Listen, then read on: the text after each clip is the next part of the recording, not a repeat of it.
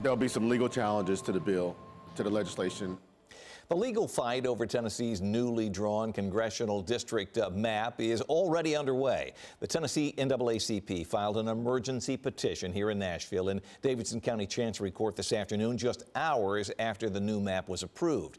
The petition argues that state lawmakers illegally redrew these district lines in the middle of a decade.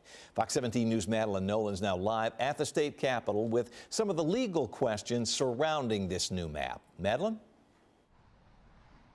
Yes, Scott, this first challenge doesn't really question the map itself. It just questions whether lawmakers actually had the power to do it at all.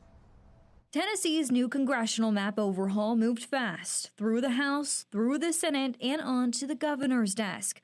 But now it's moving into court. The Tennessee NAACP's emergency petition argues state law only allows redistricting after the census, which happens every 10 years. That law effectively stated that redistricting takes place after the census, and that law has been in place since the 1970s. Lawmakers repealed that law during the special session to make way for the new map. But the NAACP claims Tennessee's constitution limits what can be done during a special session and says repealing that statute went beyond the scope of Governor Lee's call. And make no mistake, this is going to be litigated, and the Supreme Court ruling that cleared the way for this map was decided 7 days ago. The new map splits Memphis, the state's only majority black congressional district, into 3 districts.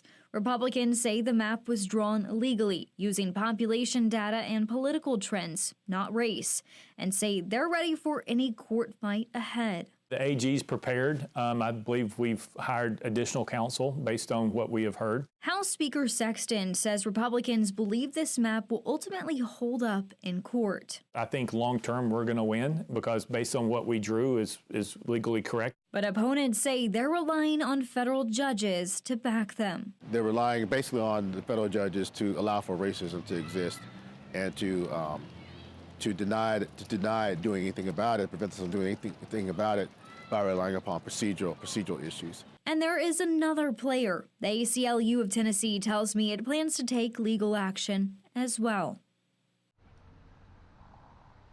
And tonight it is still unclear whether the courts could step in before this primary election. But what we do know, this emergency petition has now been filed, and of course more legal action is expected. So this battle over Tennessee's brand new congressional map is far from over. Reporting live here in Nashville, I'm Madeline Nolan, Fox 17 News, your Code Red station.